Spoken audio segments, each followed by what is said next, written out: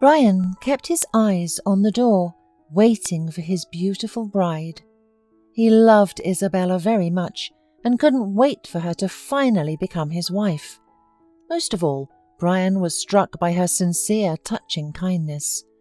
He literally suffocated with tenderness for his beloved and knew for sure that he would never let her go from him. Their acquaintance was incredibly romantic. During a tour in the mountains, Brian usually preferred a different kind of vacation, but his friends persuaded him, promising that it would be fun. "Buddy, how can you work so hard? The whole life will pass by like that," said Paul. "Cora and I are going to the mountains, and Tom and Megan too. Come on, take someone with you and join us." "Yeah, I probably should get some rest, but if I come, it'll be for a couple of days, and I'll be alone." "Look, come on. It's been 6 years. Your Zoe won't come back. It's time to stop waiting and find yourself a normal girl." But Brian had stopped waiting for a long time. He just didn't see the point in associating his life with empty-headed beauties because he hadn't met another type of woman on his way in a long time. And so the entire company gathered at the tourist camp, and there were 2 other groups of tourists in addition to them. Isabella was in one of the groups, but Brian didn't notice her at once. All the campers quickly became friends and had fun together. Isabella usually kept away from everyone, went for walks alone, and admired the beautiful views. All of Brian's friends came to the campsite with their wives, and after staying there for a couple of days, the man got bored and was about to leave. His friends tried to talk him out of it, but it was useless. Brian decided to take a walk and make some memory pictures. He climbed up the hill and stopped, admiring the sunset. "It is wonderful here, isn't it?" He heard someone's quiet voice beside him and turned around sharply. There was a beautiful girl sitting on a rock in front of him. She was so beautiful and graceful that it took Brian's breath away. "You're Brian, aren't you? I saw you at the camping site with friends." "My name's Isabella," she said casually. "Yes, and for some reason I haven't seen you before." Brian was surprised. Isabella told him that her cousin had persuaded her to come here to distract her from her sad thoughts. As it turned out, the girl's grandmother died 2 months ago. She raised her at an early age after her parents' death. Brian did his best to console and comfort Isabella, and they got to talking. The young woman told him a story about her wonderful grandmother, who was a very kind and sympathetic person. They often helped the homeless, cooked food for them, and distributed it on the square in front of the church.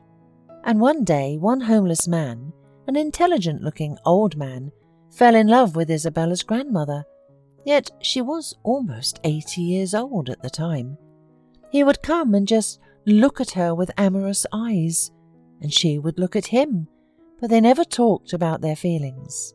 Shortly before her death, the grandmother confessed to Isabella that she had fallen in love with this man when she was young. His name was Nolan. He was poor, and his grandmother's family was wealthy, and her parents were against their relationship.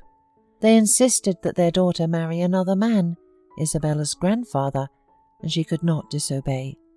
She lived well with her husband, but she was carrying her love for Nolan in her heart throughout her life. And then one day she met him among the needy. The grandmother immediately recognized him, but did not say anything to him because she knew Nolan's character well. Having felt humiliated, the man would not come again. Yet they did not need to say anything. They communicated with glances. When Isabella's grandmother passed away, 3 days later, Nolan's heart also stopped. The elderly man could not stand the news of his beloved's death. Isabella finished the story and tears glistened in her eyes. Seeing Brian's sad look, she apologized for upsetting him, but he only sighed. "Yes, it happens in life. You know, a few years ago, I was in love with a wonderful girl. When I proposed to her, she said yes, and then she simply disappeared, leaving me a note not to search for her. It turned out that she had deceived me in the beginning. She said she had a family, but in fact she was from an orphanage. Her parents were alcoholics deprived of parental rights. That fact didn't mean much to me, but Zoe was too shy to tell me the truth. I loved her, but she left a note in my mailbox that she did not want to embarrass me and start a life from deceit. I searched for her all over the city for years, but it was useless. So maybe we'll meet again someday. Maybe in our old age," chuckled Brian bitterly. "Oh, I'd like to fall in love like that too, once and for life," dreamily muttered Isabella. Brian smiled and offered to help her with that.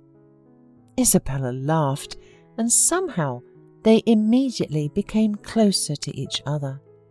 When they returned to the camp, Brian changed his mind about going back to the city, making his friends pleased.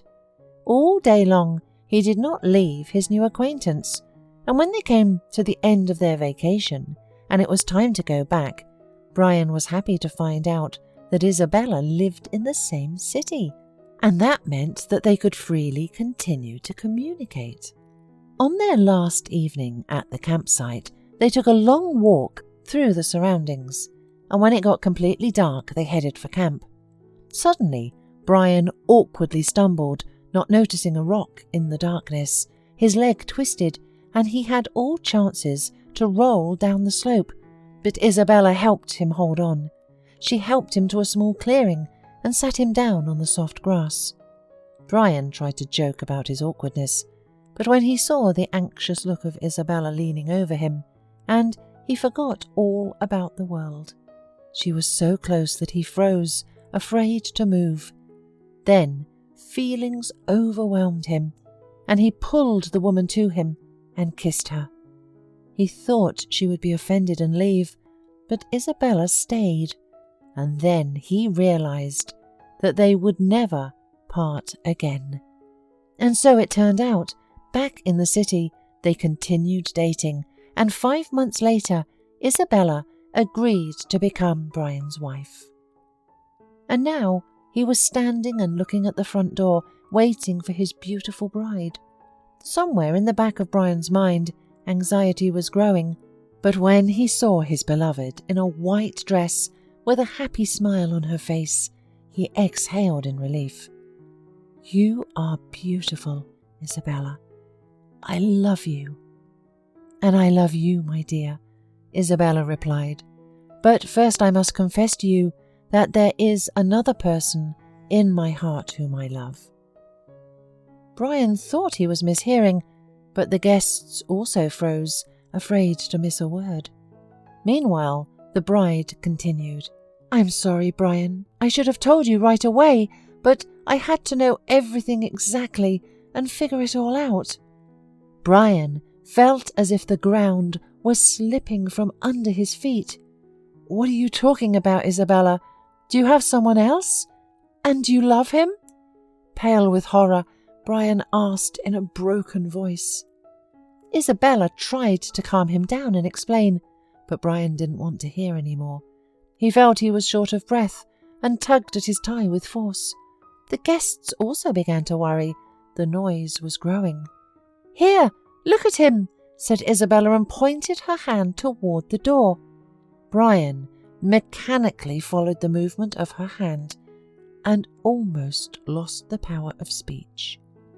A little boy was running down the aisle toward Isabella. He hugged her joyfully, and she kissed him and said something fondly in his ear. "Do you have a son?" exclaimed Brian, gasping in amazement. "Yes, a son, only it's not my son. It's yours." answered Isabella calmly. Brian stared at the girl as if he had lost his mind. He could not understand how this was possible and what was going on. But Isabella spoke again, and soon all became clear. The boy's mother was Zoe, who had passed away 2 years before.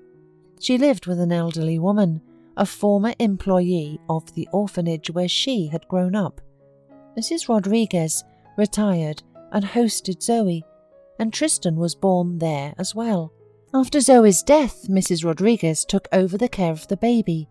They lived poorly and often came to the square, where Isabella handed out food. One day the boy came alone and she found out that his grandmother was ill. She wanted to help them, so she went to their home. There on the wall, she saw Brian's picture and understood everything. Oh my God! Brian crouched down in front of the boy and took his hands in his palms. Brian, I took a DNA test and my hunch was confirmed. Tristan is your son. He is a very kind and sweet boy. With tears in her eyes, Isabella finished her story. Brian also could not hold back tears. He picked up the boy in his arms, embraced Isabella, and looking at his beloved in the eyes whispered, "You are the greatest miracle that could happen in my life. You gave me not only love, but also a son, and I will do everything for you. I have one more gift for you. I promise, the last one for today," Isabella smiled. "I will soon give you a daughter as well. I'm pregnant." "Oh dear, that's fantastic news. I am the happiest man in the world," exclaimed Brian, and laughed happily.